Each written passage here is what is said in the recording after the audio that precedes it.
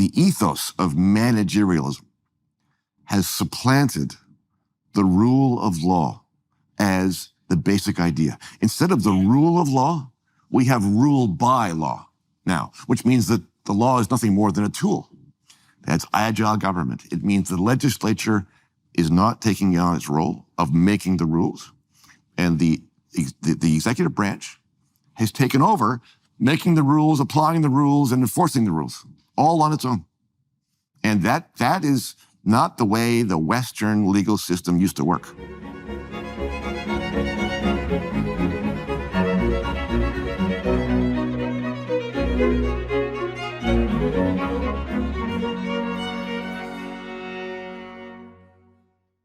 Hello, everybody. I have the opportunity today to speak with two guests, Konstantin Kisin, who is co-host of the podcast Trigonometry in the UK, popular podcast. He is a speaker and a thinker who deals with culture war issues, mostly political, insofar as the cultural war issues are political. My other guest is Bruce Pardy. Bruce is a professor at Queen's University, a professor of law at Queen's University in Canada. Recently, the Trudeau woke mob has managed to extend themselves even further into the legal Netherlands with a new bill called C-63, which isn't law in Canada yet, but is soon likely to be. And it is the most totalitarian Western bill I've ever seen by quite a large margin and in multiple dimensions. And that was my conclusion upon reading it, and then my conclusion upon rereading it and rereading it again, because I like to make sure I have these things right. And I thought I'd talk to Bruce about it today, along with Konstantin, to see if my understanding of the bill is actually correct with regard to Konstantin, how he sees what's happening in Canada reflected in, say, Scotland and in Ireland in particular, in the UK, but also in England. And, well, that's the terrain that we're exploring. So join us. It'll be quite a ride. So, Dr. Pardy, I think we got in touch with each other again most recently because I was obsessing neurotically about a new Canadian bill, C-63, which seemed to me to be a real masterpiece of right-thinking, utopian, resentful foolishness. And I thought it would be real useful to talk to you about that to make sure that I understood it. And but I thought I'd start our discussion, or we could start a discussion today by going back into the past 8 years into the legal domain in Canada to discuss Bill C-16, because that's now 8 years ago. And in some ways, the bill that was at the origin of the current rat's nest of pathological legislation in Canada.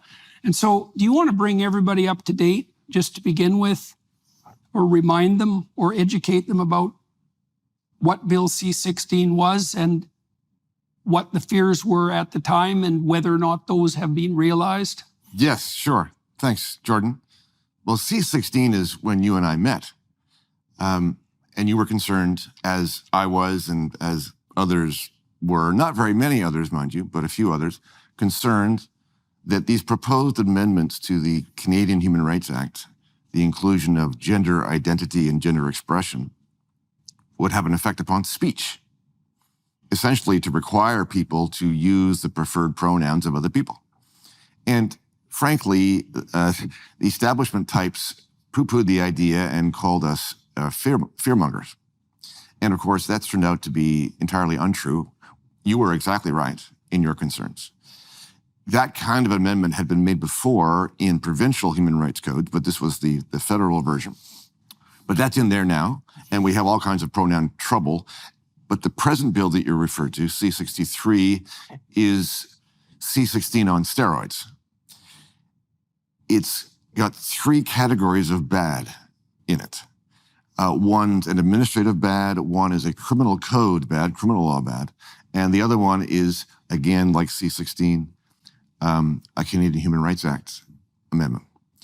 So let me do the last one first. And so what's the purported purpose of the law? Well, the purported purpose, it starts with the cover of protecting children Right. from online harm. That's the first administrative and law. who could possibly oppose that? This is part of the beauty of the way they go about these things. It's got great cover, and nobody in their right mind would want to come out and say, well, that's not a good idea. Mm-hmm.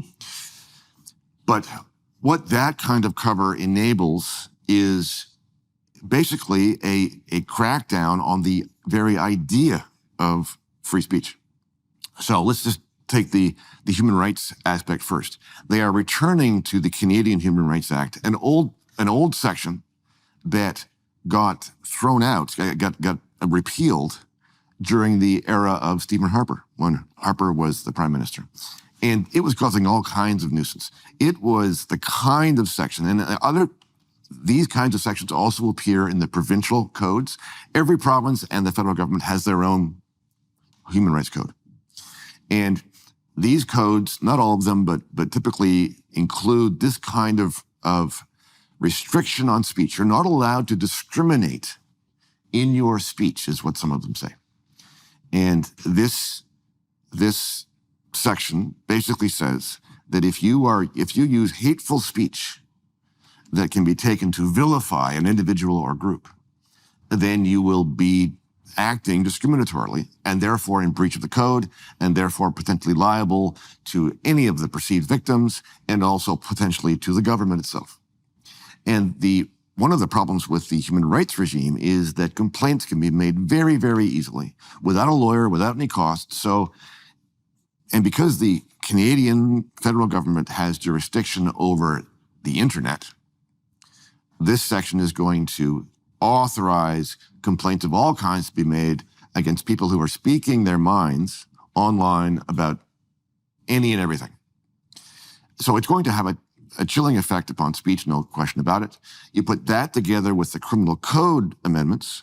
Those criminal code amendments make it, well, they do several things. Here's one extraordinary thing that it does. It makes the sentence, the maximum sentence for any violation of an offense, like any offense in the criminal code or under federal legislation, any offense that is motivated by hatred will carry a maximum sentence of life imprisonment. Right. Now, the defenders of the bill say, well, don't worry, the judge isn't actually going to give you life. That's not likely to happen. And that may be true, but that's not the point. If you don't mean it in legislation, then don't give the judge the power. If it's in the law, it's likely to happen. If it's in the law, it is going to happen sooner or later, and it is a signal about what is lawful and what is not, and what the proper punishment should be and what is not. So C-63 is a reflection of how, just one more reflection of how we are losing the law. We are losing in C-63 the idea of free speech itself. You know that old quote that people always refer to from Voltaire's biographer, the one that goes, I disagree with what you say, but I'll defend to the death your right to say. I think the reason that quote is trotted out so often is that when you come right down to it, most people don't agree with that. Everybody says they believe in free speech. Everybody. Justin Trudeau has said he believes in free speech. There's a guarantee of free speech in the Chinese constitution. Right. It's very easy to say. And what they really mean is, yes, I believe in free speech, but. Yeah. And it's within the but where you can find out whether or not they really do believe in free speech. So for my money, we shouldn't have a law that prohibits hate speech. Yeah. Hate speech is ugly. But people hate each other. And if they're not allowed to say that they do, well, then their speech is not free. So it's also a very difficult and challenging thing to make an emotion illegal. So no doubt. And of course, the definition of what they mean by hate speech we'll get to that. It's impossible to tell. And it's going to be under the purview of the judge to decide in any particular case whether or not you've crossed that threshold. So let's talk about the devil in the details, because the angel lurking over all of this is fundamentally we're protecting children from being exploited online. Okay, so, well, there are children and they are exploited online and they deserve protection, so that's all and good. What steps are taken in the bill to actually protect children who are being exploited online? Right. And then how do we segue from that to hate? Like, because those aren't the same universe. There's, as I say, there are 3 bits in the bill, and they're in the same bill, but they're distinct. So there's the human rights aspect, there's the criminal code aspect, and then this third aspect, which is primarily the one that's aimed at the protecting kids, is an administrative regime that gives an agency the power essentially to supervise the online platforms. But it also gives them the power to make the rules. So we don't even know what the rules are going to be. Basically, it just gives the whole control of the thing to a government agency, to the bureaucrats, to do as they think best. Right, in the so name they're of establishing an entirely new bureaucracy. Exactly, yes. With an unspecified range of power, with a non-specific purview that purports to protect children from online exploitation, but has the possibility of turning into a policing state for the internet per se. And this is often how the administrative state works, right? So this agency will not be policing citizens themselves directly, but they'll be policing the online platforms, and the platforms will thereby censor the people who are using them. So it's a we're not doing it, we're hands off, we're 2 steps removed situation, but in effect, it is the government pulling the strings of the. So to what degree do you think that even the setup of that new administrative bureaucracy, which has very extensive powers and very poorly defined powers, as far as I could tell when I read the bill, yes, how much of that do you think is actually devoted genuinely? I know this is a judgment call, obviously, but you have to infer that from the legislation. Right. If the legislation was honest and well written, it would very specifically target the target of its purported reason for existence. Yes. Right. Yes. If it was designed, for example, to produce a more general regime for online policing, to me, that's what it looks like. And if so, is that a consequence of poor legislative design? Is it a consequence of intent? Like, what do you think's going on there? Well, what's going on there is what's been going on inside our law with respect to empowering the administrative state for a long, long time, right? So standard legislation now, at either the federal or provincial level, is authorizing legislation, meaning you pass a bill about a certain subject, and it might contain some rules in it, but it also contains the authority, the delegation of authority to the bureaucrats, to an agency of some kind, to the minister, or to whoever, to a Human Rights Commission, to make policies or guidelines or regulations about certain things. And you can't tell by reading the statute what the rules are. Right. And so you've transferred legislative authority essentially from the legislature to the bureaucracy. And this is not the bureaucracy stealing it. This is the legislature giving it. Because they don't want the responsibility of doing it, and they don't want to have to go through the minutiae of figuring out what the right rules are.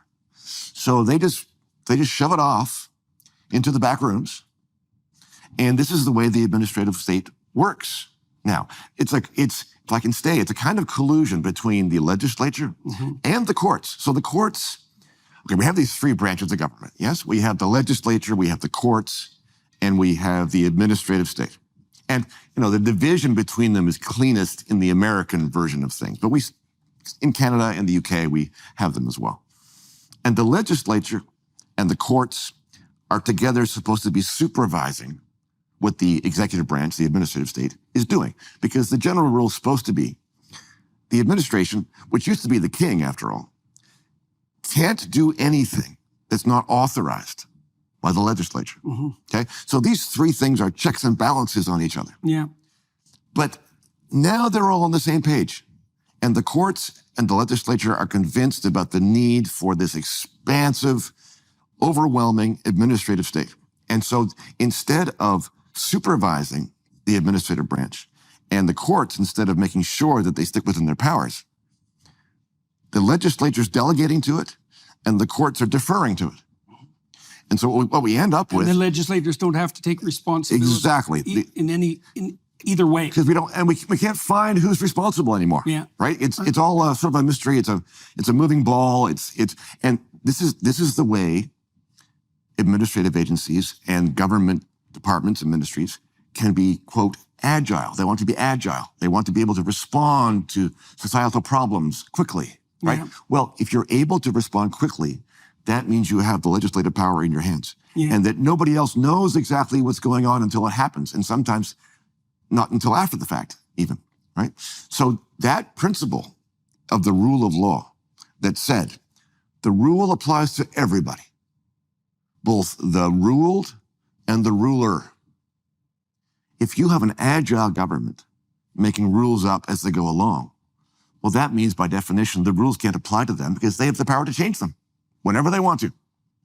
And so we have agile governments who are managing us, managing society, solving social problems. We are in a managerial era in the law. Management, I would put it this way. Management, the ethos of managerialism has supplanted the rule of law as the basic idea. Instead of the rule of law, we have rule by law now, which means that the law is nothing more than a tool for the government to use to create on a whim, whenever they need it to make you do this. And there was no better example of all of this than during COVID. You had people standing behind microphones on a Tuesday afternoon saying, well, the rule tomorrow is going to be this. That's agile government. It means the legislature is not taking on its role of making the rules. And the executive branch has taken over making the rules, applying the rules, and enforcing the rules, all on its own. And that is not the way the Western legal system used to work. We have managerialism instead of the rule of law.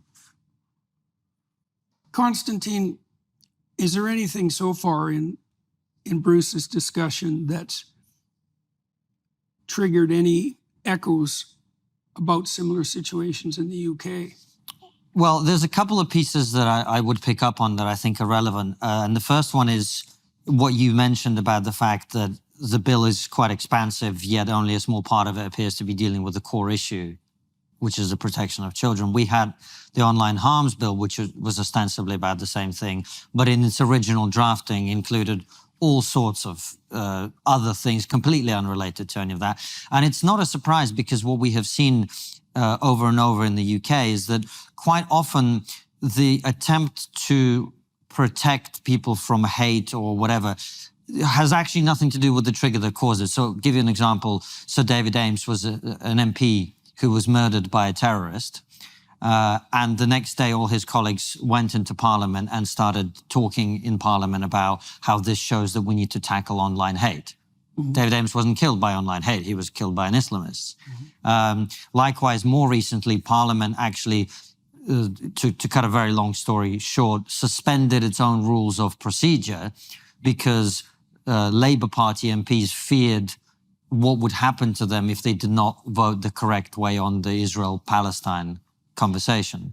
And again, following the furore that broke out from that, the argument was, well, MPs need to be nicer to each other, instead of dealing with the fact that there was a mob outside Parliament who was intimidating the parliamentarians. So very often, it seems to me that a lot of the time, the mind has been made up that we need to deal with online hate, whatever that means.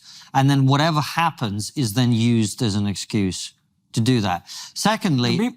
That's got to be kind of in the nature of I think, how tyranny unfolds in the real world.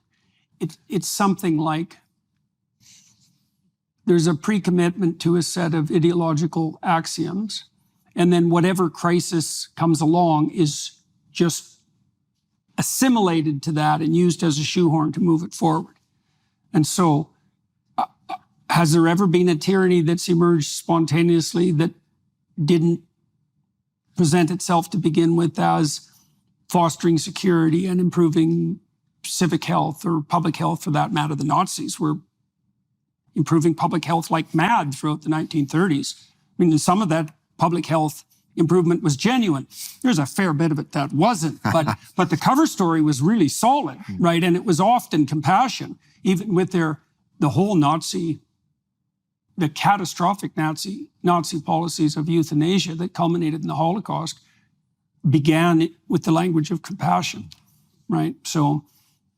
Well, quite. And actually, the thing that really revealed to me how much of this is ideological was I was on a British program called Question Time, which you've been on. And what they do is they have a panel of guests. And before the main show starts, they do one question for discussion that is a warm-up that's not recorded. So people are a little bit more loose in that part of it. And the question at the time was, Donald Trump had just been unbanned from Facebook. Was this the right thing to do, whatever? And, they came to me, I made the deeply controversial point that I think the president of the most powerful country in the world should be allowed to speak in public. This didn't go down well. But what happened afterwards, they went to the left-wing politician on the panel, the Labour politician on the panel, and she, without missing a beat when they went to her, she went, "We must have the safest internet in the world." And to a round of applause. And what that signaled to me, I think, gentlemen, is that we have completely lost the battle over the way the conversation is being had in being able and willing to say some harm is a consequence of freedom, and that's a price that we're willing to pay. And I believe that until we get the conversation onto that footing, we're never going to win this argument. Because if the argument is about, well, we must make people safe, then that will always necessitate more tyranny. By default. Of course. And so I see, certainly in the UK, I wouldn't speak for Canada or the United States, a complete failure of, quote unquote, our side to make that argument that we are willing to sacrifice some, whatever safety means in the context of words, and that's a whole bunch of BS in my opinion anyway, whatever that means, that has a price. And there comes a point where too much safety means too much giving up of freedom, and we're not prepared to do that. We haven't been able to make that argument. I agree with you, and I think one of the problems is that we approach that argument from the wrong end. And what I mean by that is, I think we should start with the presumption that you're allowed to say anything you want, like anything you want. Now, what might the exceptions to that be? Well, here's one. If I go up to somebody on the sidewalk and say, "Give me your wallet or I'll stab you." Okay, well, that crosses a line because now I'm threatening imminent violence. That's an assault. And it's okay for us to say, no, that's not allowed because it's violence. But if you start from that end, then you can say, well, what are there any other exceptions? And maybe yes and maybe no. If you start at the harm end, I mean, there's all kinds of harm you do just by speaking that's in ways that are clearly legal. Anything serious. Anything about serious. Anything serious. If you're campaigning to be elected to something, then you are trying to do harm to your opponent. You want to make them lose. Or if you are running a commercial enterprise and you want to outsell your neighboring competitor, you're trying to do them harm. And if you succeed, you will do them harm. Maybe they go out of business. That's legit. You are allowed to cause people harm by your speech. Harm is not something that's prohibited.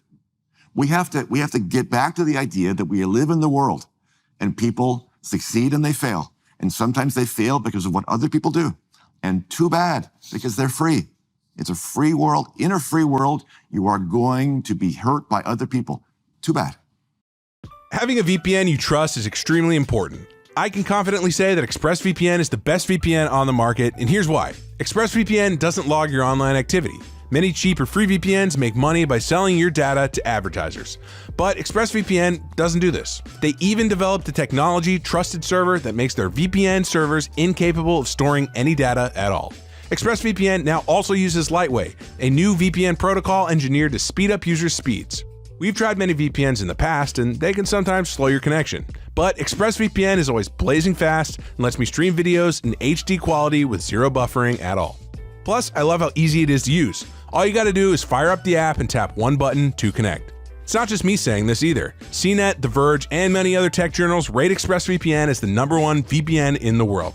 So protect yourself with the VPN that I use and trust. Visit expressvpn.com/Jordan today and get an extra 3 months free on a 1-year package. expressvpn.com/Jordan. That's expressvpn.com/Jordan to learn more. So let's go back here now to how we get from protecting children against online exploitation, which apparently necessitates, as you pointed out, the construction of a very ill-defined, expensive, and highly autonomous new administrative system, not bound, if I remember correctly, by normal rules of evidence. Well, well, number one, that's absolutely true in the administrative realm, but it's also true in the human rights realm, right? So these commissions and tribunals, I sat on a tribunal for a while. Yeah. They look like sort of courts. Yeah.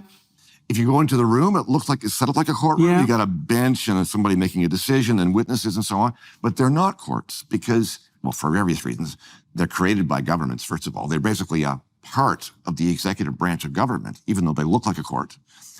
But they don't adhere to normal rules of evidence. Right. And to what extent they do on any particular occasion might vary. It depends upon the rules of that particular tribunal. So, people have called them kangaroo courts. Mm-hmm. Sometimes that's deserved. Mm-hmm. But it's part of the trend of taking decisions away from courts and giving them to the executive branch of government. But mind you, the courts haven't been all that good in recent years either. As I've been saying, we are losing the law. Let me put it this way. Mm-hmm. We've been talking, you've been talking especially for a long time about how institutions in society have been compromised, been taken over by wokeism, by social justice, by critical theory, and so on. Well, the law is an institution. It's one of these social institutions, one of these public institutions. There's no reason why the law should be immune from all those factors as any other institution like government, like universities, like public schools, like media. It's happening to the law too. It's happening. Now, don't get me wrong. In Canada, we have some terrific judges, and we have cases that go the way they're supposed to, and they're heard the way they're supposed to with the proper rules of evidence and the proper analysis. And so this is not a black and white thing. But more and more, you are seeing from the courts evidence that the paradigm has changed or is changing from what a lot of people think in their heads is the way the law should work to what actually is the case now. And what's the case now? So let me give you an example. Yeah. So we have a section in our charter that says that everybody is equal under the law. They're entitled to equal protection under the law, which is what the U.S. Constitution says as well. But over the past 40 years of charter jurisprudence by the Supreme Court of Canada, that section now means that people are not entitled to equal protection, that is equal treatment by the law. They're entitled to equal or equivalent outcomes between groups. Right. So let me give you an example of perhaps the most recent important Supreme Court of Canada case on this idea. Many years ago, the RCMP created a job sharing plan wherein full-time members could combine with 2 or 3 other members to decide to work part-time. It was voluntary. People who worked part-time, if you want to work part-time and you're working full-time, then we're going to allow you to do that. And we're going to give you a pension as well. And the pension, if you're part-time, will be calculated in the same way that the pension is calculated for the full-time people, which is proportionate to the hours that you work. Okay? Voluntary. Over time, what happens? More women than men voluntarily sign up for the part-time work. Right, of course. And then at the end of the day, that means that more women than men have lower pensions than the men who are working full-time. Yeah. The program is challenged under Section 15(1) of the Charter. Supreme Court of Canada says unconstitutional. By definition. By definition. You can't have a voluntary equal program that results in different results for women than men. Okay? It's a little hard on the whole notion of voluntary there, isn't it? Exactly. Equal rules, voluntary program, open to everybody, treats everybody the same way. Not constitutional.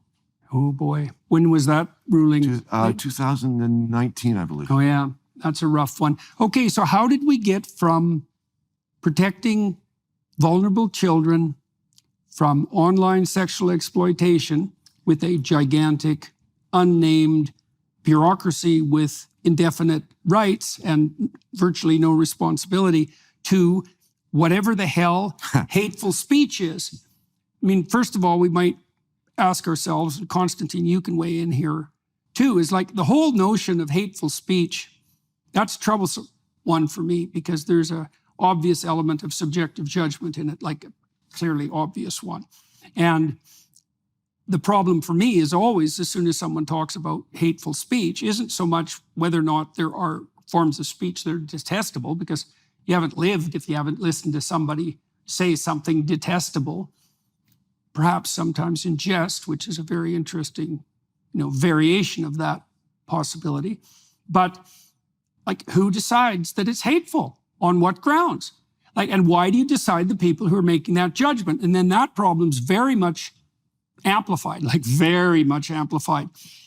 If you open the door, as this bill does, to anonymous denunciations. Sure. Right now, everybody, including every school child who's like older than 3, and maybe even at 3, understands that there's almost nothing worse than a snitch. And all children are wise enough to know that even if you are being bullied at school, let's say, it has to get pretty damn brutal and bad before going to report it to the authorities is acceptable or justifiable. Now, you can debate about the conditions under which that should or shouldn't occur. My point is that even kids know that even under dire circumstances, there's almost nothing worse than a snitch. And yet these bills, and we certainly know from places like the Soviet Union, just exactly what happens, or East Germany, what happens when 1/3 of the citizens, which was the case in East Germany, become government informers. It's like trust's gone. The worst people have the upper hand. It's complete bloody catastrophe. Now, in Bill C-63, you have a concatenation of these problems. Yes. Like, yes. Okay, now hate speech is going to be constrained, and it can be identified by anonymous informants. Okay, so let's delve into that a little bit. If I got that right, first of all. Well, yes, but let's just back up to your children point. Yeah. Right. So part of the problem is the premise, and the premise is widely accepted because we accept this premise generally now in society because this is where we're at. But the premise is that the government is responsible for keeping people safe, including the children. And that's ignoring the best mechanism we already have to keep children safe, which is their parents, right? It's assuming that this is what the state is for. If you went up to somebody on the street, anybody at random, and you said, do you think we should have an expansive administrative state? And by that, I mean, all these government people who do all these things. They'll probably look at you like, I don't know what you're talking about. That's what government is. That's what government's for. What do you mean? What does government do other than solve problems for society by making these rules and doing policy and so on? And we've lost the proposition that we've made a choice to have this large, overwhelming government tell us what to do in place of all of the other things we used to have. Individual decisions, families, communities, churches, all of the non-public institutions, and I mean government institutions. Government just rules the day now. And we're debating about whether or not the government has done this job properly or not well. Well, the problem is the government's doing the job. The government, for my money, shouldn't be in this business. They shouldn't be in the business of regulating speech for hateful impact. Why not? Because if we think we live in a free country, if the government's in this business, then we're wrong.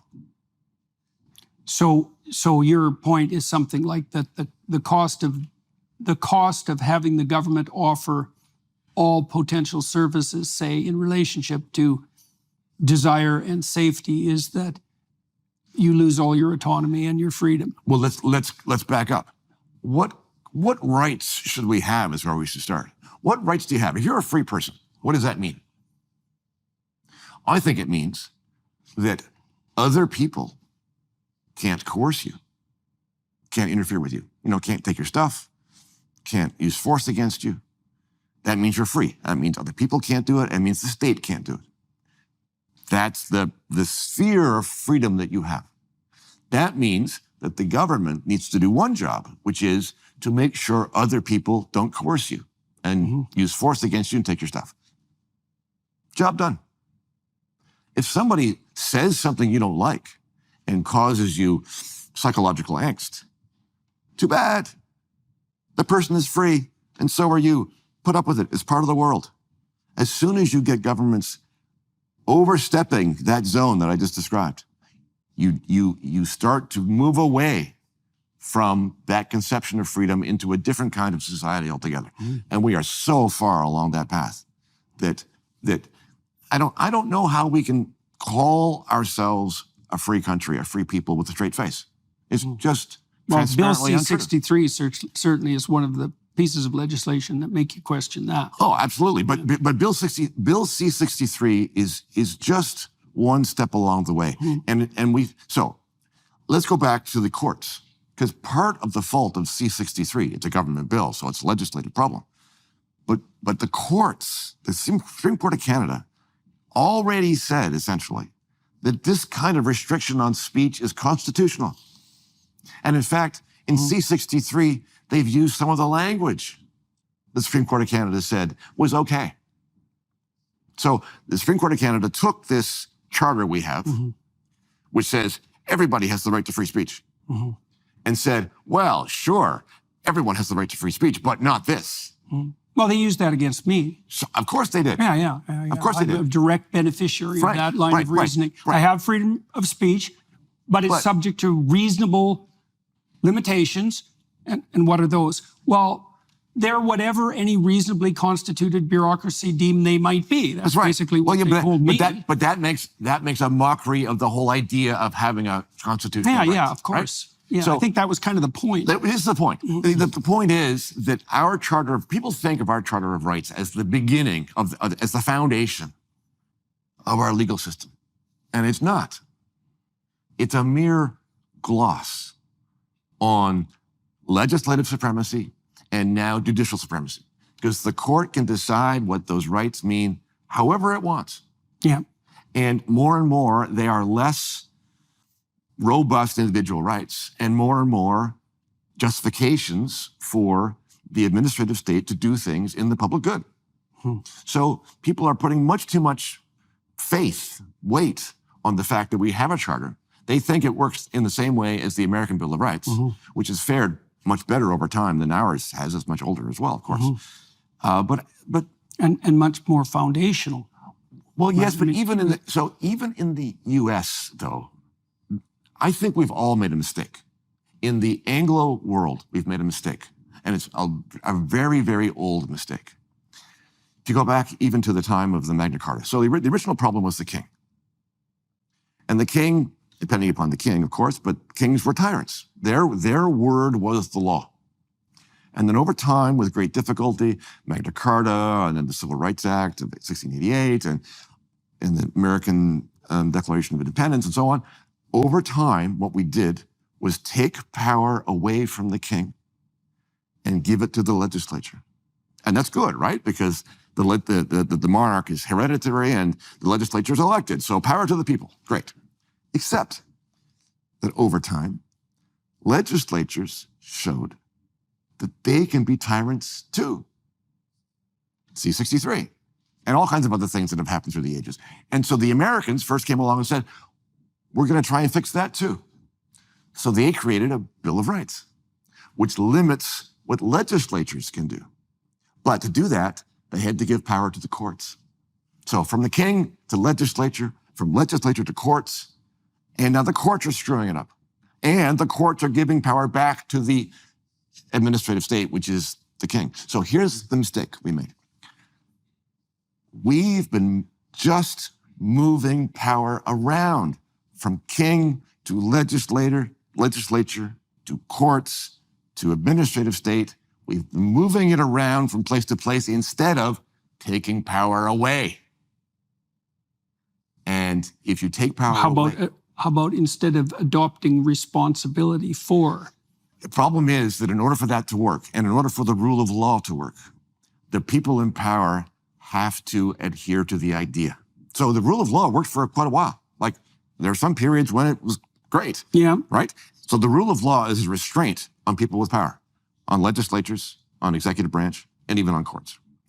And as long as the people who occupy those positions believe in the idea, it works. But our people in those positions do not believe in the idea anymore. They have thrown the idea out because it prevents them from doing what they think their job now is, which is to manage stuff. Because management requires agility, it requires responsiveness, it requires you to get in there and muck about with your hands.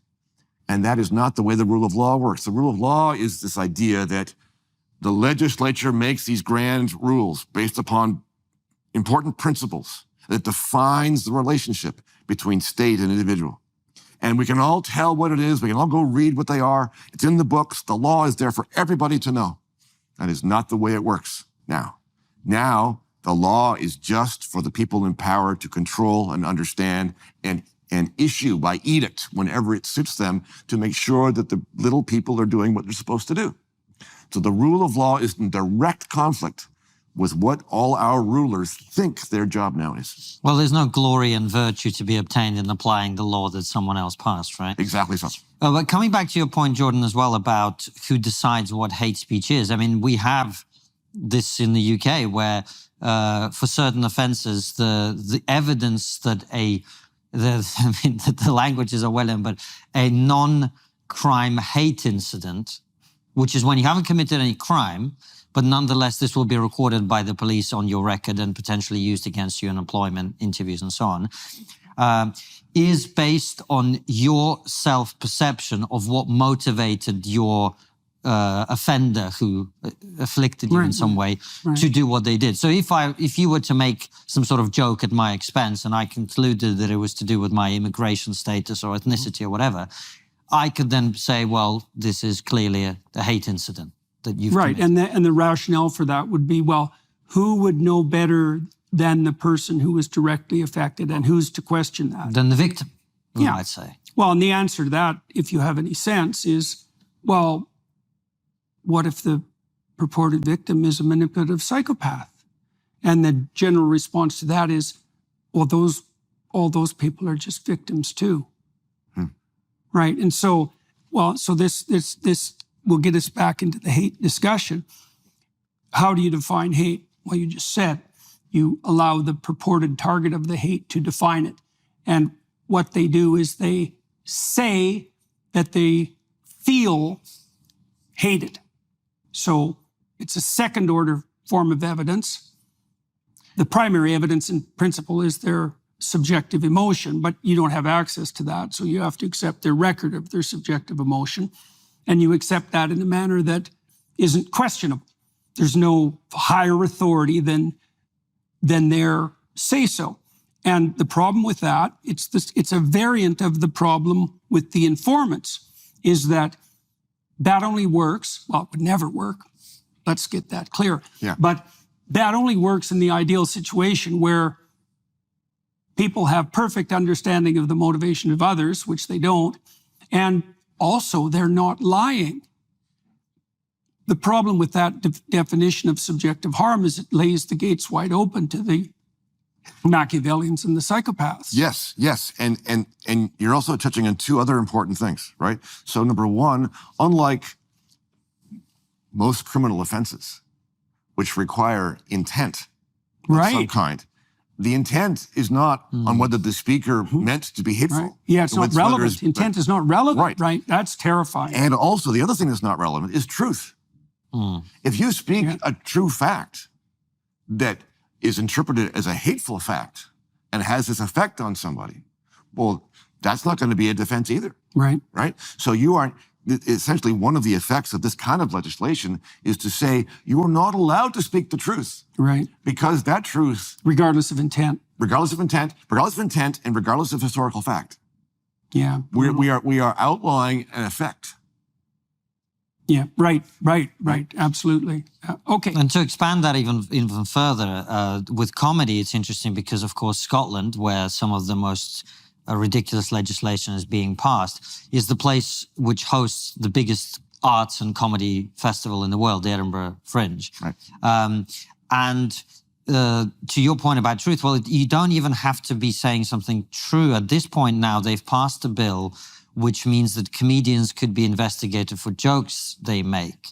Now, that is a level of detachment from context and reality that is even a level above simply, or someone made a true comment. What if I said something sarcastically on stage as a comedian? And what's interesting is comedy seems to be being very particularly targeted, but nobody goes to Macbeth at the theatre and says, oh, I went to the theatre and then this guy went crazy and stabbed his friend. No one says that. But with comedy, for some reason, the character on stage is increasingly being perceived as having the opinions that he's jokingly saying. And so that's another level. So That's right. There's no distinction between the role and the actor. Quite. And Yeah. what's interesting, if you abstract even further from that, if you've watched Game of Thrones, the scene where you really, truly discover that King Joffrey's gone mad is when he cuts off the tongue of the jester in his court. Yeah. Right. And this symbolism is Yeah, it's perfect. Yeah. it's been used throughout history to portray the final conversion into tyranny of a ruler. Well, that's why there was gestures Exactly. in the court. It's like that was one of the ways everybody could tell that the king wasn't a tyrant. Right. Is that he could tolerate his own jester, his That's own right. fool, or welcome him, or find him amusing. That would be best. And this is something that happened when Vladimir Putin first came to power in Russia. Under Boris Yeltsin, there was a kind of liberalization. There was an opening up because in the Soviet Union, you didn't make fun of the political leaders. Nothing was funny in the Soviet Union. Nothing, quite. And that was sure true. The jokes that people told at the kitchen table were funny, but not in public, of course. But under Boris Yeltsin, there was an opening up, and we had this amazing TV show, which was the equivalent of the British Spitting Image. I don't know if you had the similar thing. yes. Did you have Spitting? No, I know of it though. Yeah. And it was basically puppets portraying the different political characters. And the first thing Vladimir Putin did when he came to power was to shut that down. So historically, throughout literature and other things, if you're looking for symptoms of tyranny, the shutting down of jokes and humor is right at the comedians are top of that canaries in list. the coal Yeah. mine. Yeah. Comedians and automobiles, as far as I'm concerned. Yeah. Well, they're so emblematic of personal autonomy. Right. Every tyrant hates the automobile. So even though they all want to have one. Okay, so let's delve into the hate issue a bit more too, because in Canada we have protected categories of hate, right? So it's a hate crime if it's, I want to make sure I've got this definition right. It's a hate crime if it can be shown, if your utterance can be shown to be discriminate against a protected class. Well, yes. Like, So it's not merely that you hurt people's feelings, right? It's that Correct. they have to hurt them for a particular reason. Well, it's a discriminatory. So we have these two realms. We have the human rights realm and we have the criminal realm. And we've had hate speech restrictions in our criminal law for a good while, and they're rarely used. The human rights provisions are much more frequently used because they're much less serious and much easier to trigger, much easier to complain about, and they don't go to a court. They go to one of these tribunals, right? But one of the problems is the dovetailing of this hate speech discriminatory practice idea along with the equality problem that I was just describing before, right? So as with any rule, this rule is going to be applied and interpreted in one direction and not the other. What I mean by that is, if you go around saying that white people are hateful or privileged or colonists or whatever the case may be, that's pretty hateful. If you say that if you're white, you are X. You're being stereotypical and you're making a blanket statement about all these people who are white. that's not going to be entertained as hate speech because of the way that our equality law has been interpreted, which is, and this is one thing that the Ontario Human Rights Tribunal said fairly recently, they said, people who are white cannot be discriminated against. Yeah, I read Right? that. But you're not a protected group. They are not a protected group. Some people, some animals are more equal than others. yeah. Exactly so. So this kind of law, the hate speech law, is likely to be interpreted in that way, which is, oh, you can only utter hate speech against protected groups. If you utter hate speech against those other people who are not in one of those There's groups, no then hate speech against the oppressor classes. it doesn't qualify. And by the way, this isn't theory. No. This is, No. so in Scotland, for example, they passed this bill on the 1st of April. Of course, they did recently. And in the first week of it being passed, there were more reports of hate speech than there had been in the previous several years. And the reason was that many people reported a speech given by Hamza Yusuf, the First Minister of Scotland, in which he was being openly racist against white people. Right. And of course, this isn't considered a hate crime. And, you know, it was the BBC interviewed Hamza Yusuf, where the interviewer and he himself laughed sort of, you know, almost gratuitously. And, oh, how silly. You know, people would suggest, of course, this is complete nonsense. And frankly, he said, I'm not aware of anyone who's not on the far right who would report this as hate speech. Right. It's an absolute case of some animals are more equal than others. And the law is, I'm sure you would agree, is written specifically to create that situation. Absolutely. Yeah. Well, and not originally written, but now interpreted, and now this idea has taken Well, on. look, once you create the idea of protected groups, then some animals are inevitably more equal than others, right? Whether you're feeling stressed or anxious, or simply seeking a moment of peace and tranquility, the Hallow app has something for you. Hallow offers an incredible range of guided meditations and prayers that are designed to help you deepen your spirituality and strengthen your connection to God. With Hallow, you can embark on a journey of exploration, diving into different themes and types of prayer and meditation. From gratitude to forgiveness, each session offers a unique experience, sparking your curiosity and deepening your spiritual understanding. Choose different lengths of meditation to fit your schedule, whether you have a few minutes or an hour. This flexibility puts you in control of your own spiritual journey. With its user-friendly interface and hundreds of guided meditations, the Hallow app has quickly become a go-to resource for people seeking spiritual growth and healing. You can download the app for free at hallow.com/Jordan. Set prayer reminders and track your progress along the way.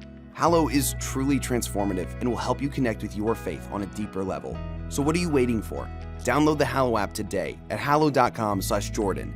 That's hallow.com/Jordan. hallow.com/Jordan for an exclusive 3-month free trial of all 10,000 plus prayers and meditations.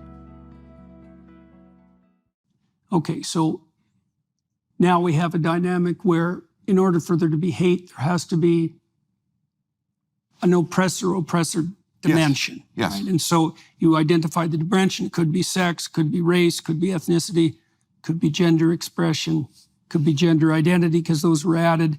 Then you have a situation where the oppressed end of that distribution can accuse the oppressor end of that distribution of hate speech, but not the reverse, right? So that's basically the game that's being played here. Okay, so how does Bill C-16 tie into Bill C-63 then?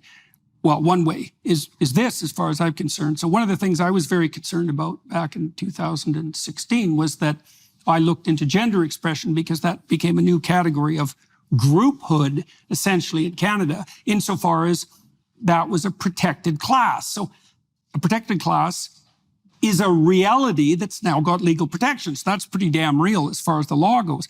But I couldn't find any distinction whatsoever between gender expression and fashion. In fact, most of the definitions that I found, mostly from the Ontario Human Rights Commission, because a lot of this mess came out of them, was the explicit insistence that gender expression was fashion, because gender is nothing but fashion. It's a social construct anyways. It's a role that you play. It's a disguise that you put on. It doesn't reflect any deeper underlying reality. Well, okay, that's complete nonsense, but that's okay. Why is that a problem in this case? Well, if fashion criticism there's no limit to what constitutes a hate crime if fashion criticism is one of its valid manifestations, right? Clearly. There's almost nothing I could do to you that would be less harmful than, having a good laugh about your trousers. Sure. But one thing that you're referring to there, alluding to, is the weaponization of human rights.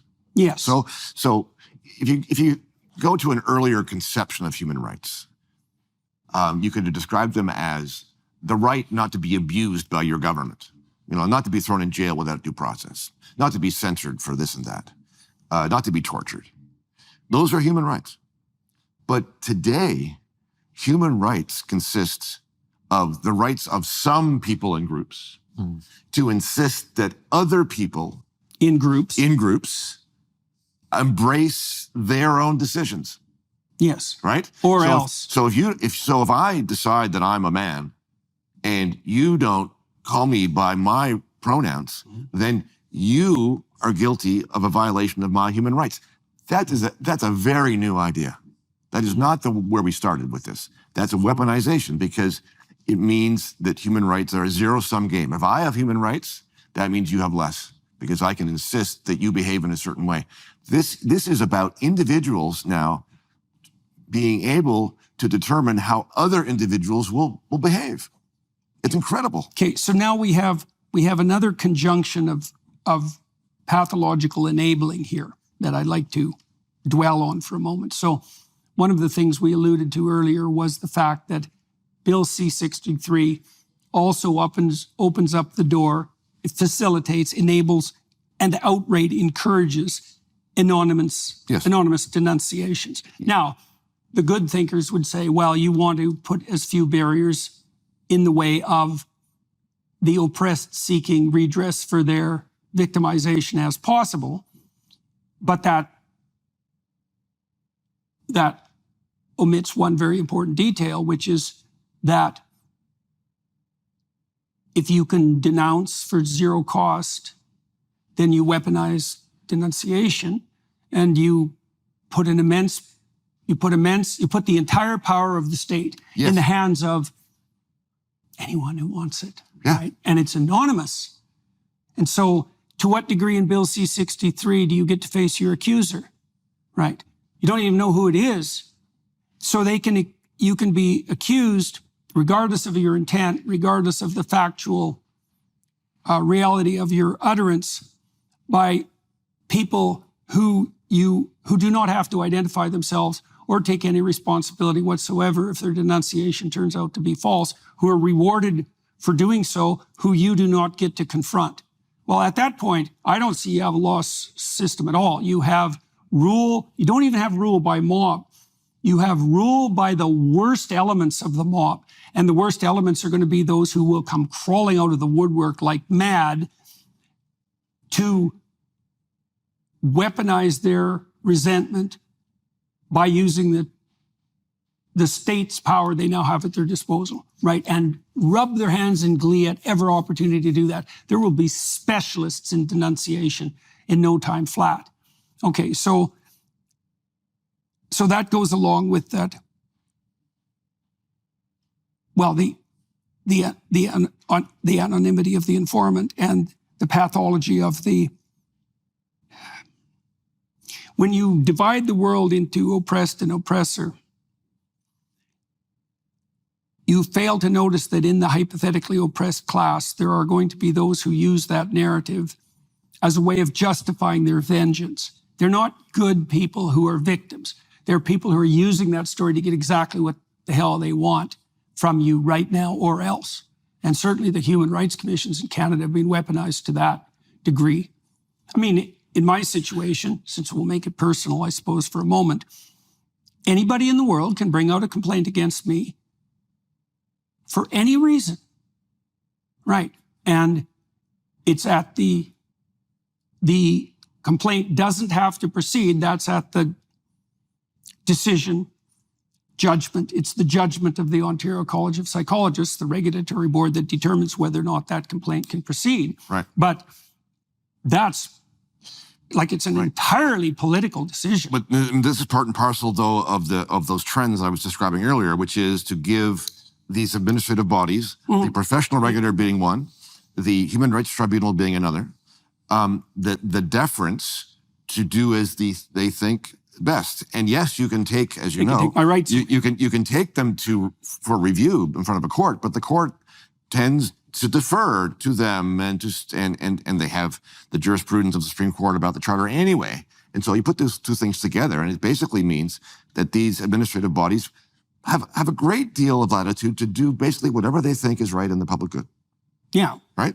And so that means you don't have a rule of law. That means Well, you certainly don't have any. If you're a professional in Canada and you think your charter rights to free speech mean anything, you're sadly deluded, because they certainly don't. So, right. Okay, so let's go to the next most fun thing about Bill C-63. This is the part where it moves from sort of jaw-droppingly incomprehensible to absolute theater of the absurd. Mm-hmm. I had to reread this section like 3 times. Yeah. Before I could believe it was true. I thought I must be misunderstanding this. I had the same experience with Bill C-16, I guess, when I read about gender expression. Yeah. I thought, surely this can't mean fashion, because it certainly looks like it means fashion. There's no way it means fashion. It's like, nope, definitely means fashion, and purposefully so. It's like, okay, fair enough. Okay, so what have we got on the absolutely absurd side of things? Okay, so this is my understanding, and I'm not a lawyer, so maybe you can help me weed out any inaccuracies in my representation.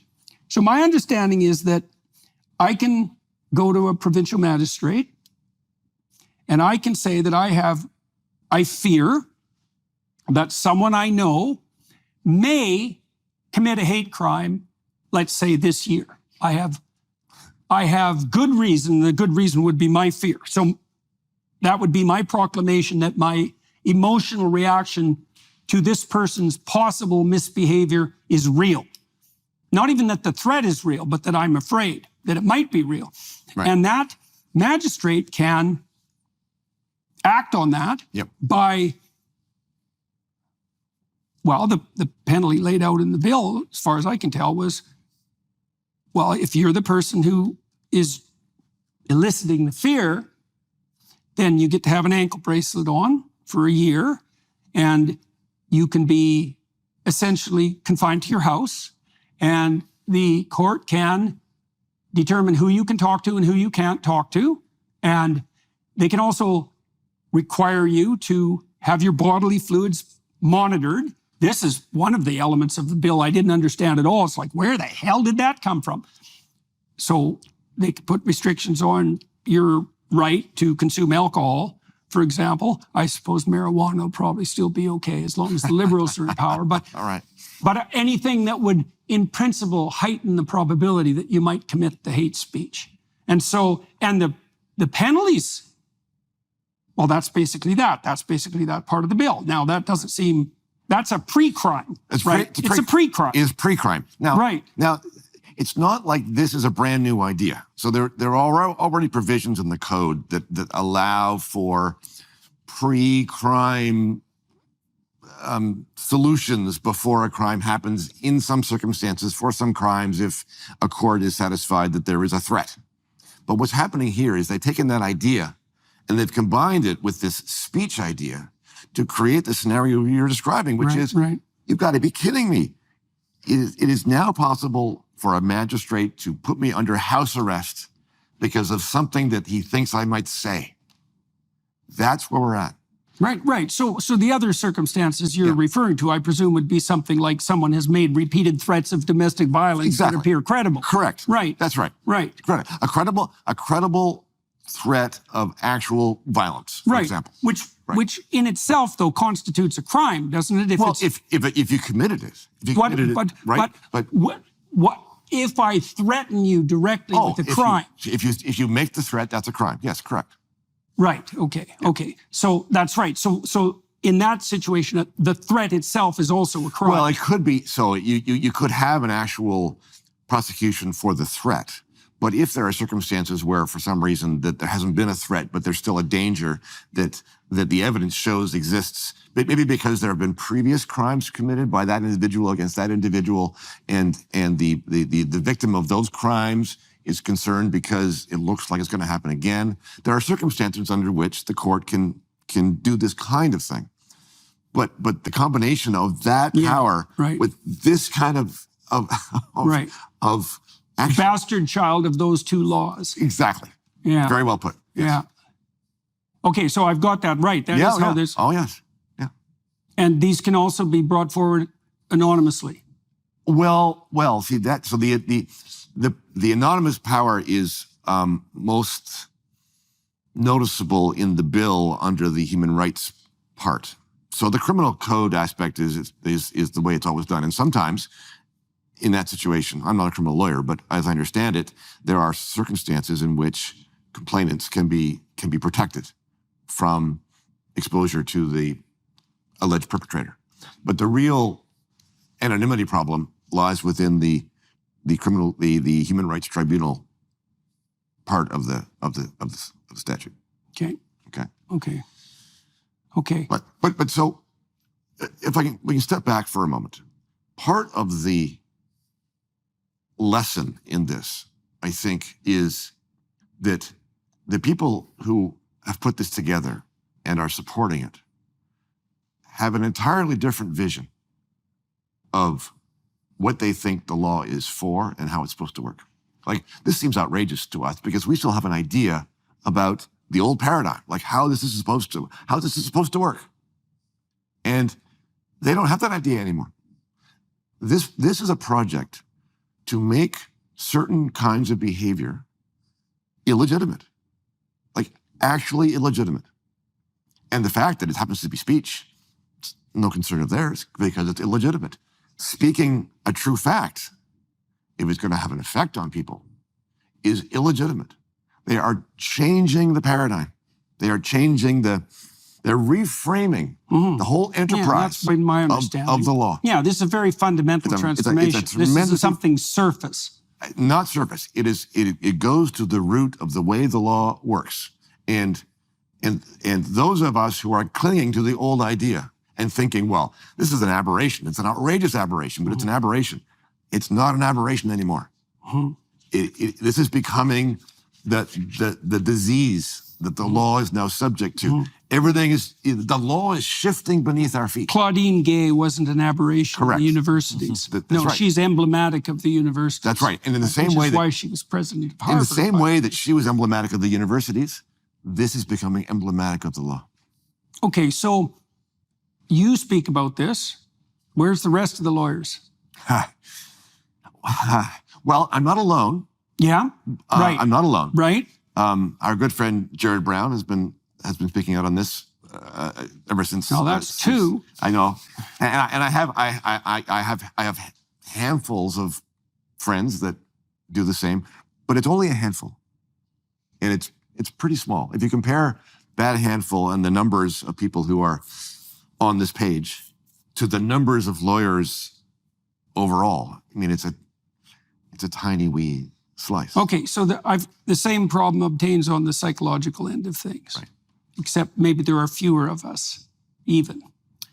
Yeah, there aren't nearly as many as there ought to be. Right, and there's almost none who've stood up against so-called gender-affirming care, even though I know perfectly well that all of them who are even remotely educated know that every single bit of that is a lie. Yes. Okay, so, but the logical suspicion that might arise in the mind of anybody watching this is, well, if it's like you and two other people on the legal side and it's Dr. Peterson on the clinical side, and maybe that's a bit of an exaggeration, but not much.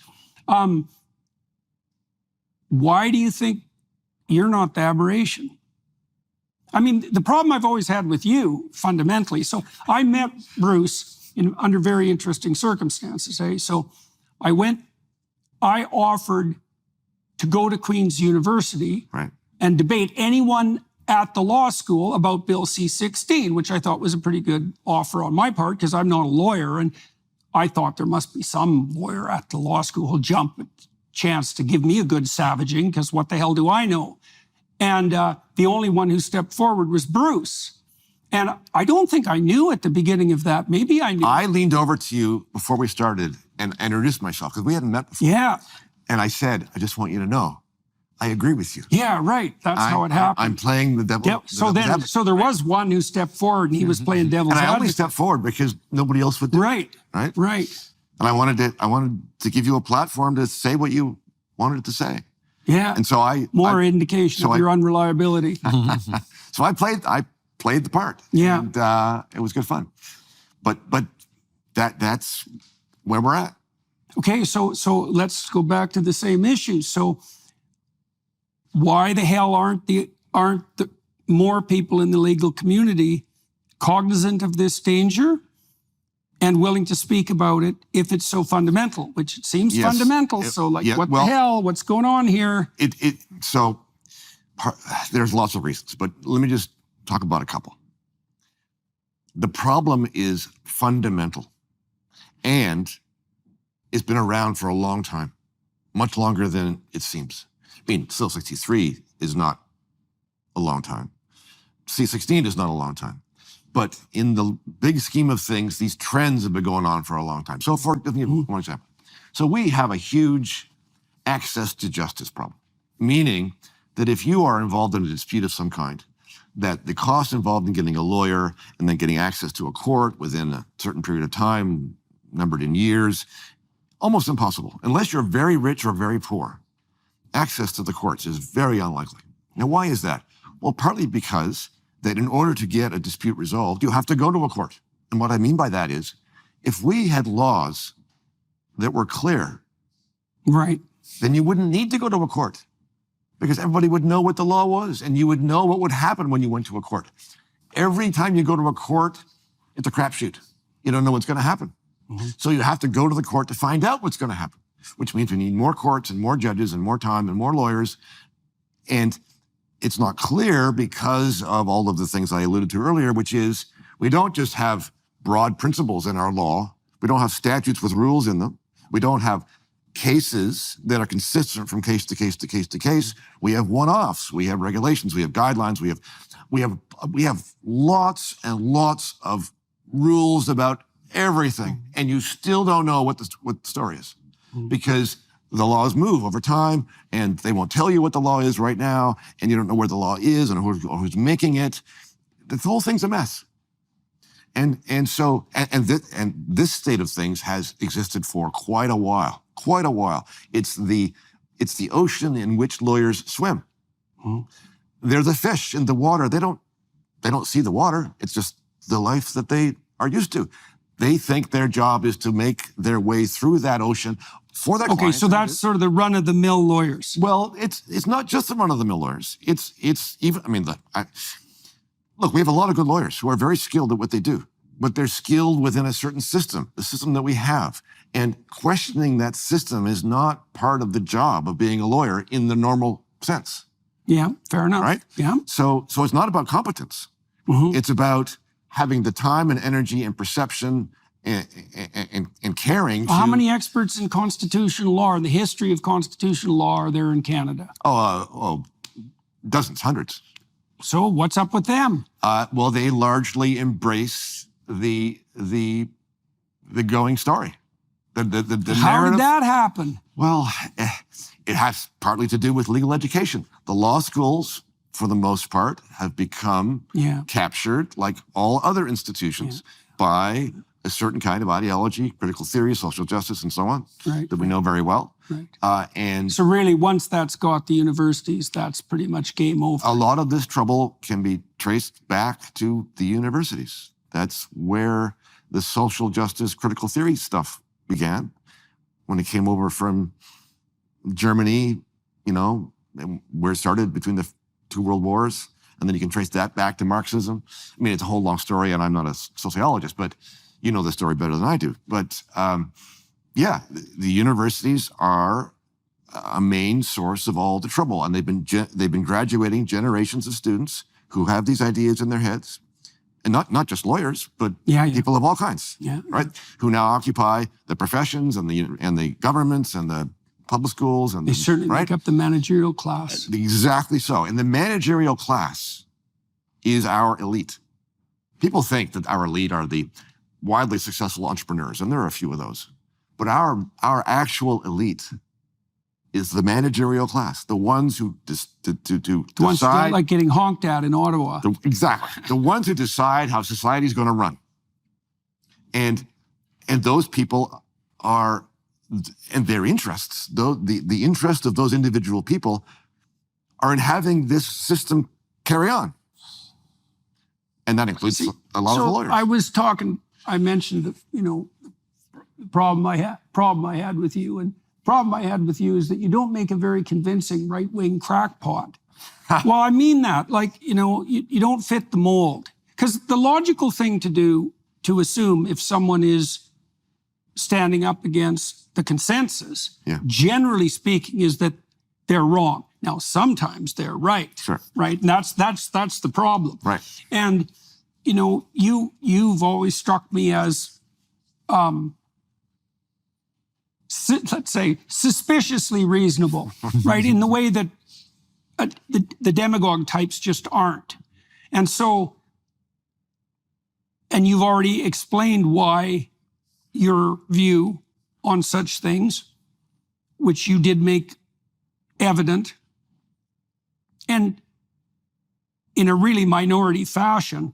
I'm trying to think of other lawyers that I knew, certainly university lawyers. There was no university lawyers. No members of faculties of law at universities had anything to do with me in Canada. It was you, and that was it. Mm-hmm. And you played devil's advocate, which I thought was very funny once I figured out what was going on. But, okay, so why do you think you can see this? Why are you willing to see this? And what distinguishes you in your training, your outlook, from the other lawyers who apparently aren't or won't? Oh, I don't know. I can't tell you that. I'm not inside their heads. I don't really know. I've always been suspicious of government. I was suspicious of government authority ever since I can remember. I think when I was in public school, I thought, how awful to have this person at the front of the class who's not that smart and yet has power over me. Mm-hmm. So some underlying suspicion of authority as such. Sure. Right. But you still went off through university to... Well, I wanted to go to law school, not first and foremost to be a lawyer. I wanted to go to law school to find out what the rules were so that I could tell people who wanted to interfere with me what the rules are. I had to back off. Right. I see. And what I discovered, that's a different motivation. What I discovered was there are no such rules. There are no such rules, as it turns out, that prevents government authorities from backing off, because the whole system is designed to give them authority to do that. So how did you manage with that attitude to have a successful career in academia in faculty of law? I mean, you've had a very successful career. You're actually not canceled even. That's true. Yeah. Yeah. So how do you survive at Queen's or even thrive? And how did you manage to have this attitude and also manage a career in that environment? I think you have to enjoy the exercise of trying to figure things out and then point it out, even if the people you're pointing it out to aren't listening. I know that doesn't sound like very much. Well, but that usually just gets people canceled. Well, not if you do it in a certain way. That's what I'm asking. Yeah. What's the way? You can never make it personal. It's not about that person over there who thinks X. They can think whatever they want. See, I'm an actual libertarian. I think it's fine if people believe what they believe and they want to do what they want to do. I'm totally fine with that. I want to torture you about that. If their opinion is diametrically opposed to mine, I'm totally fine with that. The only moments when I have trouble with it is when they start to step on my toes. But as long as they're not doing that, I'm cool. I'm cool, right? And this is one of the things I think that distinguishes, and you know what? Libertarian has become a bad label because the libertarians did very, very badly during COVID. Very badly. Yeah. They dropped the ball horribly. And it turns out they have a lot of strange ideas. So I tend not to use that label Yeah, anymore, but yeah. you understand what I mean. But there's a huge divide between the libertarian-minded people, or the liberals, if I can use that word, liberals, the original classical liberals, and the conservatives. And in a sense, you're standing astride the chasm between these two groups, right? Because the conservatives have a lot of them have a very clear idea about what they think is right. Fair enough. People should have an idea about what they think is right. And the classical liberals know what they think about the law. And the mistake, for my money, that the conservatives make is that they fail to distinguish between two different questions. The first question, which is entirely legitimate, which is, what should people do? How should people behave? Okay, let's hear how you think people should behave. Totally fine with that. The next question is not the same question, which is, how must people behave? There's a conservative inclination to want to take their philosophy and make it into law, and to make people do what they think is right. Now, Right, and that's often what made the conservatives, what would you say, yes, undesirable to Yes. the more classic liberal types. That Yes. was the place that put those two camps at odds. yes, and it's one reason why I think the progressives today, the ones who are now in power, why they carry such an animus against conservatives, because there is some kind of a memory there Of force. of force. When the conservatives were ascendant, here's the kinds of things that you did. You know, you outlawed gay sex. Yeah. You censored us about pornography and obscenity and heresy and sedition, and you prohibited alcohol. And the conservative record on freedom is not very good. And so from a libertarian or a classical liberal point of view, they're missing the boat.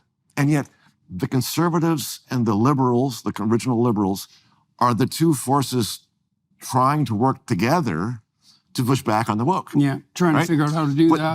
But their analysis of what's wrong is completely different, right? So if I can put it this way, and I'm sure you've heard conservatives say this too. So from a classical liberal point of view, the problem that the woke has created is too little freedom. You know, they have us under their thumb. They want us to do this and do that, to use pronouns, not to say this, hate speech, yada, yada, yada. Okay? Not enough freedom. I've heard lots of conservatives say, no. The problem under the woke is too much freedom. You have the freedom to change your gender. You have the freedom to say you're this and not that. You have the freedom to do this. That freedom should not exist. So we agree about the fact that the woke is a problem, but we disagree about what the problem is. And our solution is diametrically well, opposed. that's going to make us weak too. Absolutely. Okay, so let me offer two contradictory responses to that conundrum. Yeah. So for a long time, I, by temperament, have this libertarian twist, which is you can go to hell in a handbasket your particular way if you so desire, and that's, Right. that's within your bailiwick. Right. Have at her. Yeah. But I've rethought that to some degree Okay. in the aftermath of the gender-affirming debacle.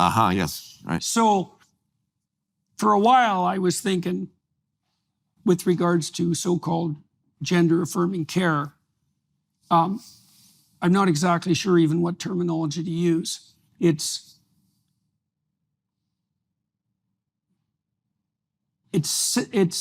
surgical mutilation, essentially. Yep. Hormonal manipulation and surgical mutilation. Yep. Okay, should you have the right to do that to yourself as an adult? Yes.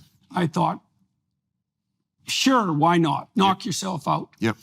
But, I'm starting to wonder about that. There's two ways you can approach that. One would be, well, you might be able to request it, but that doesn't mean the surgeon should be allowed to provide it. Oh, sure. Right, and I think they've actually showed their absolute inability and unwillingness to police themselves in that regard. That's just clear. And then it's also the case that you don't know the limits to what people are willing to do to themselves to stand out. Sure. And the answer to that is there are no limits. So you saw the recent case in Canada, I presume, where we have a diaper fetishist, because that's a fun class of people, who's just pursuing his own thing after all, who wants to have a neo-vagina created somewhere down below while maintaining his penis intact.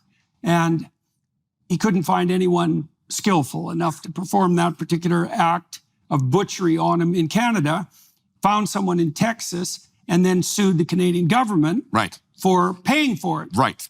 And With- that's, and that's the key. And they're going to. That's the key. That's the key for me, though, right? So, all right. So at some point, I'm sort of thinking, no, we're done with all this. We're just not doing sex reassignment. I don't care if you're 90. Right.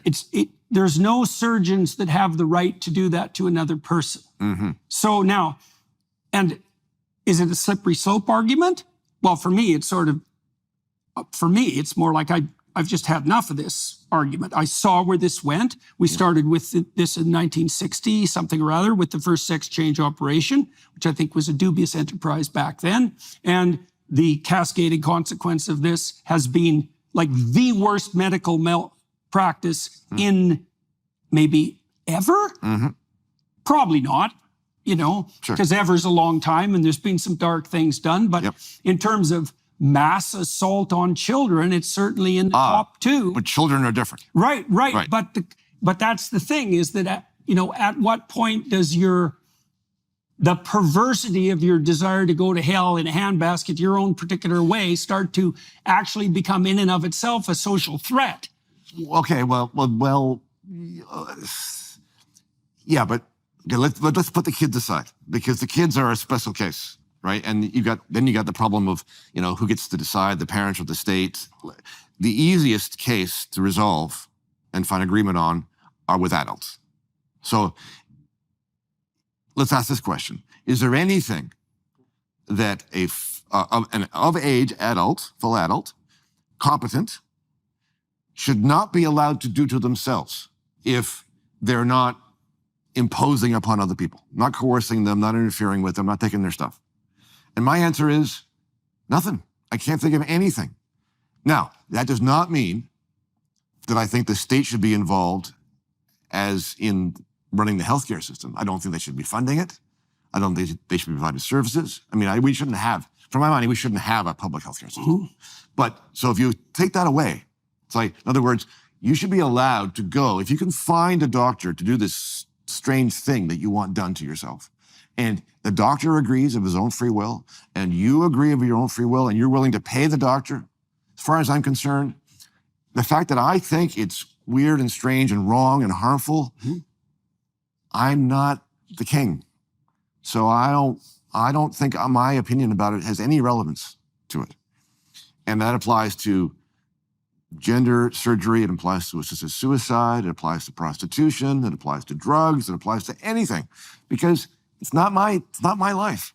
It's their life, and I don't want to impose there's also the danger there of deciding who's going to make the judgment. Exactly. It's not like it's a risk-free There's no prohibition that's risk-free. Right. It's just the problem I'm having with that more and more, Bruce, is that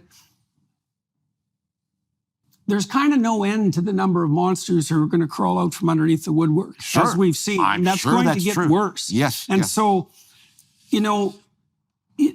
you say, if you can find a doctor who will do that, I mean, I would respond, if I was making the contrary case, is that there are things that if they were actually doctors, they wouldn't do.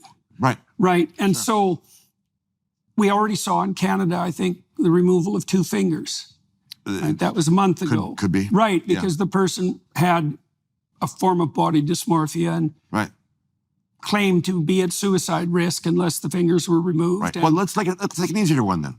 How about assisted suicide? Now there are three models of assisted suicide. The conservative one is no, can't do that. It's not moral. Can't. Outlawed. No assisted suicide. The progressive version is the one we have in Canada, which is publicly funded. The government provides it, directs it, supports it, promotes it, pays for it. And it comes with a free rainbow unicorn. Kill yourself, we'll help you. And they encourage it by by not giving you timely service on other things that you really need, so that your life becomes miserable, and so the best way out is to kill yourself. That's untenable, okay? I am not advocating that at all. The third version is the government has nothing to do with it. If you want to kill yourself with the help of a doctor, that is your business. And I might not approve, but it's got nothing to do with me. No, that's kind of where we were before the assisted suicide law. Practically, that's kind of where it landed. But the conservatives will not put up with that. Yeah. Right? Yeah. So if I'm in my old age and I have some kind of difficulty and I'm not having any fun anymore, I want to be able to kill myself. And I do not want to be under the thumb of conservatives any more than I want to be under the thumb of the woke. And this is the problem that we have between these two philosophies. The conservatives portray themselves sometimes as virtue people. I've called them that, virtue people, in the sense that they put virtue before freedom. And there's something to be said for that. So here's the way the argument goes. In order to be truly free in your own heart or your own mind, you have to be virtuous in your own heart. You have to understand things. You have to have discipline. You have to understand the good or some notion of it. You have to have faith in something in order to... It's even the purpose of freedom. Exactly. You have to have meaning so that you don't give in to your base desires and your animal instincts. Okay. But that's not about the law. And the conservatives, a lot of them anyway, say, no, the law should make you behave virtuously. Yeah, enforced virtue. Enforced virtue. And my answer to that is, enforced virtue is not virtuous. It's obedience. In order to be virtuous, you have to decide. You have to have free will to decide between dark and light.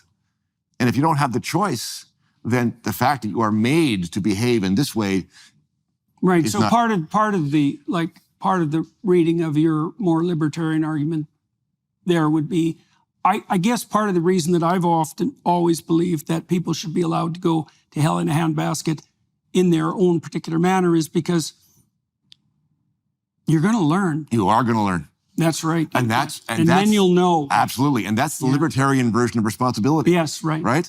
Well, the state's not going to come in and rescue you. This is really your choice. Well, and really then you actually have the knowledge. Absolutely. There is perhaps, and by the way, I think as closely as much from the classical liberal position as possible on this. But I think there is a test case that's currently happening on the streets of every major city, and it certainly feels like the United States, where I don't know if this is necessarily accurate exactly, but it sort of feels like the libertarian argument has been taken to its logical conclusion, ignoring elements of reality.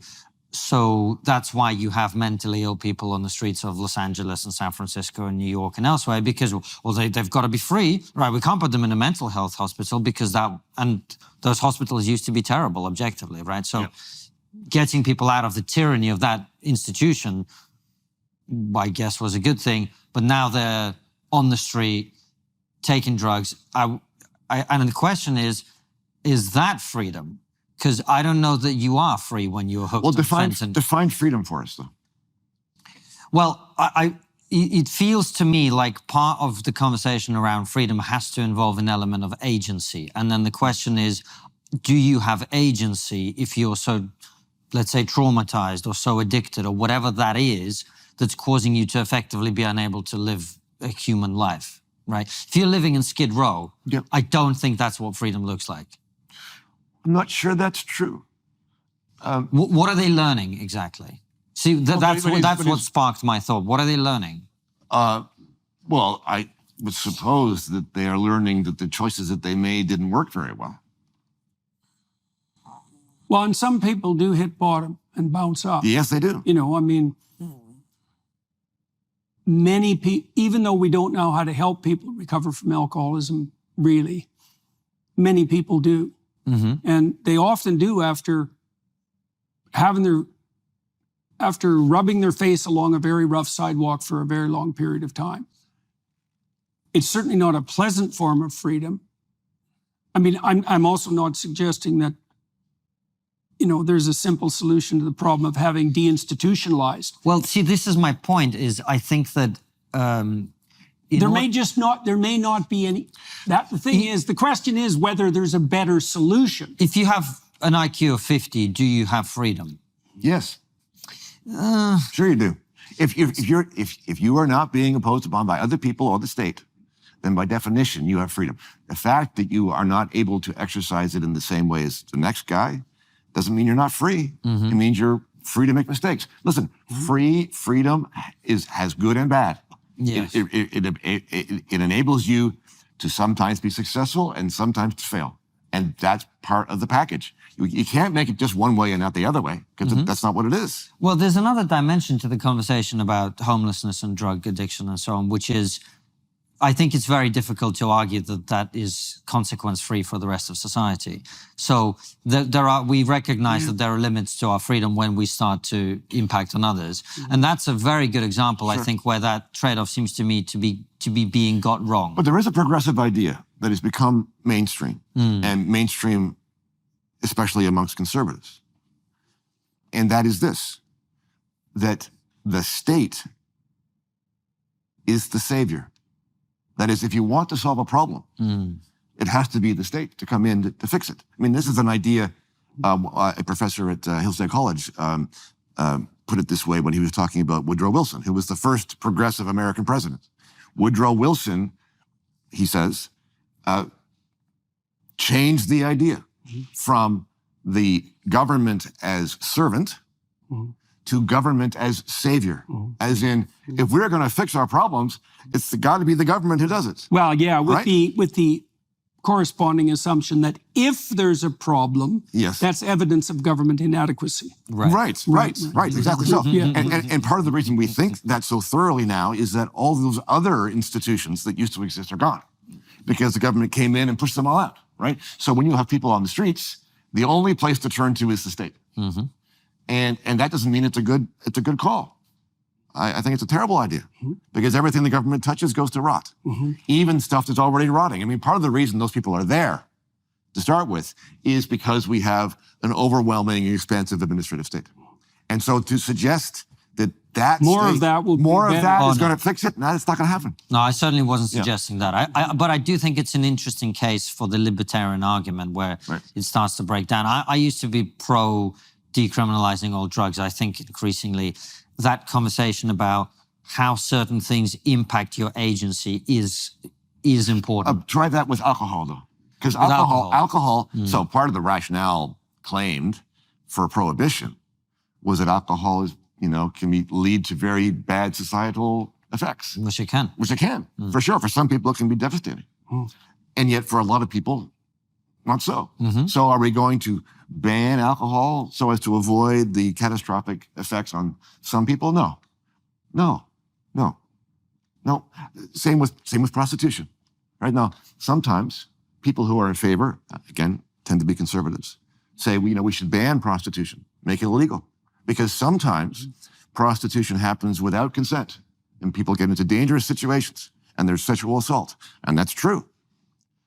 But that is also true with just plain old sex, where there's no transaction going on financially.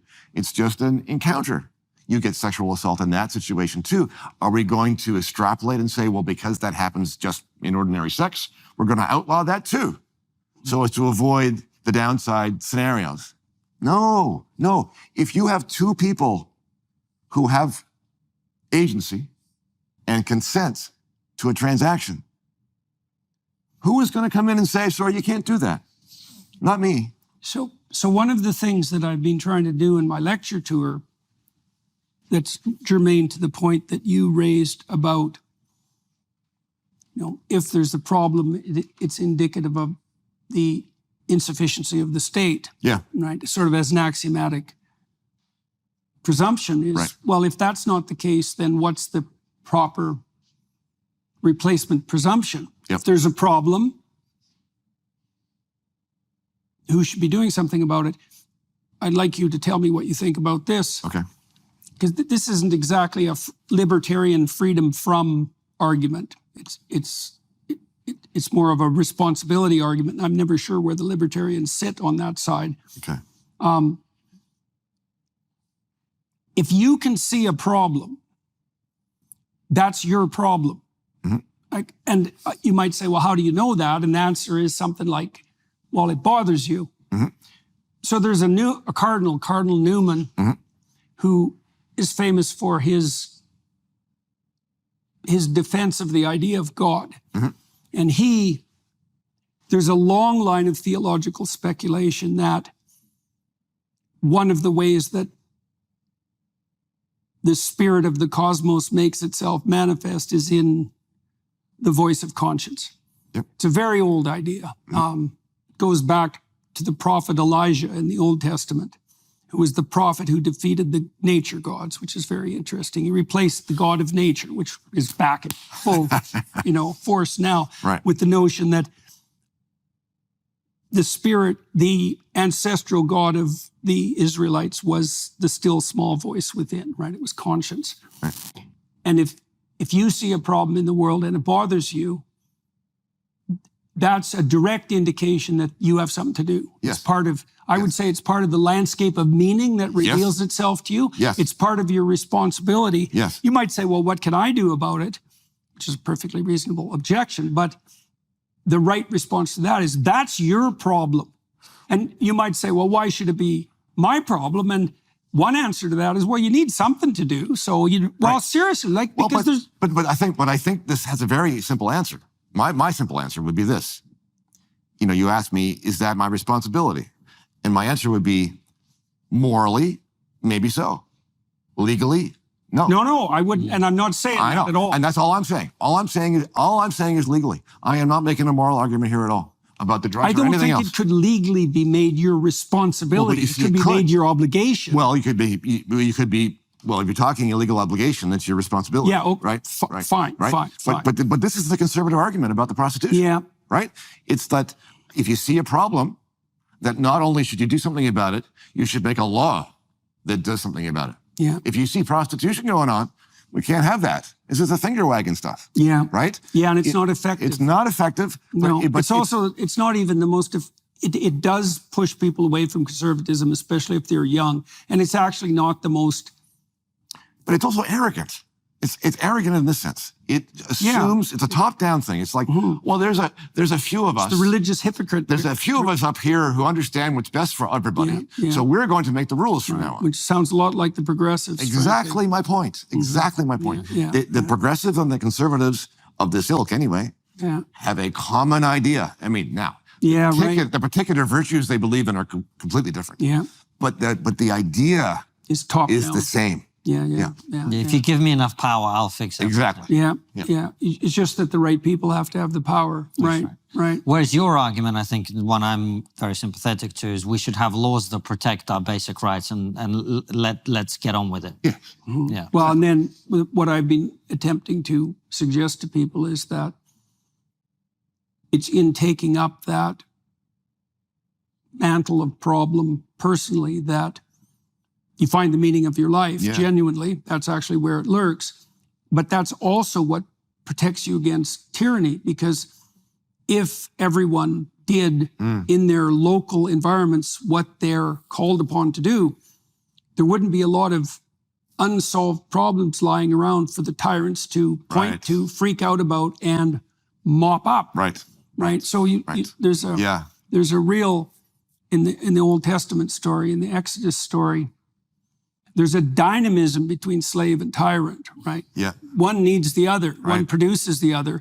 The slaves call for the tyrant to emerge. And the tyrant becomes contemptuous of the slaves and ever more tyrannical. It's a dance. And the way that's technically solved in the Exodus story is it's solved by Moses' father-in-law, who sees the Israelites trying to make Moses into a new Pharaoh because they're all slaves and whining about and being victims and, pining for the tyranny.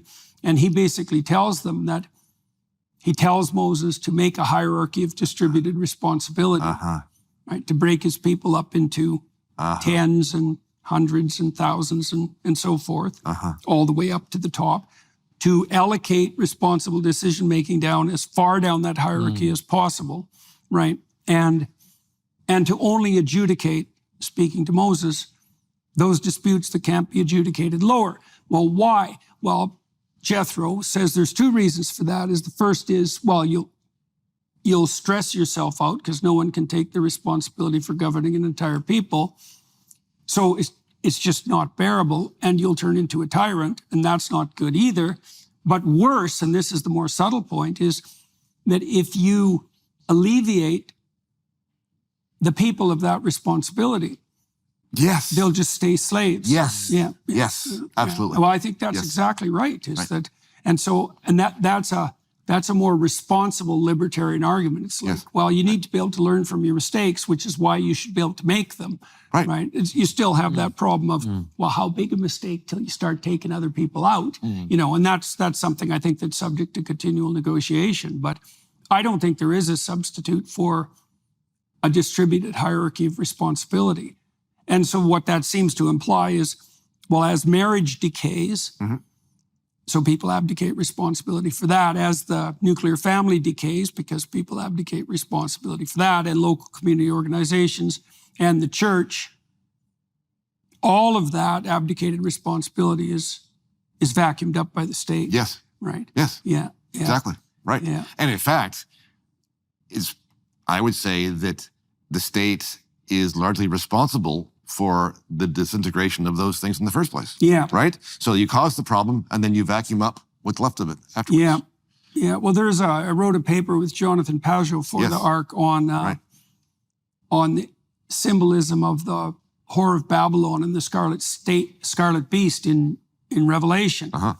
And so it's an image of the end times, right? And the end times has two archetypal elements.